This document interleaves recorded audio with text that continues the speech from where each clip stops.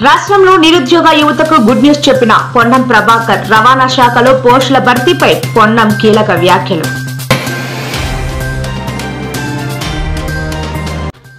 నేడు చిత్తూరు జిల్లాలో పర్యటించిన ఏపీ మాజీ సీఎం వైఎస్ జగన్. భారీగా చేరుకున్న వైసీపీ కార్యకర్తలు, అభిమానులు.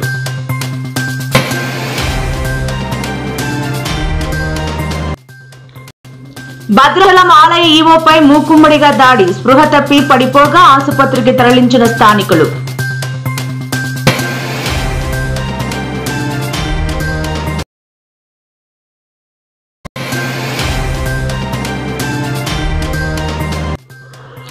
కూకట్పల్లి హైదరాబాద్ నగర్లో కల్తీ కల్లు తాగిన 16 మంది అస్వస్థత. మెరుగైన వైద్యం అందించాలని వైద్యులకు ఆదేశాలు ఇచ్చిన మంత్రి.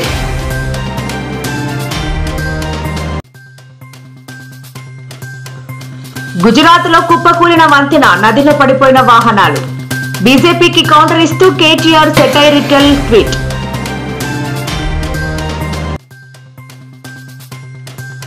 ఈ నెల 17న ఒక్క రైలును కూడా కదలనివ్వమని కేంద్రానికి హెచ్చరించిన కల్వకుంట్ల కవిత.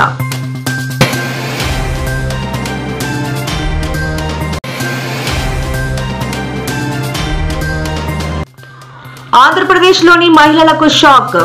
ఫ్రీ బస్ జిల్లాకి మాత్రమే పరిమితమంటూ క్లారిటీ ఇచ్చిన కూటమి ప్రభుత్వం.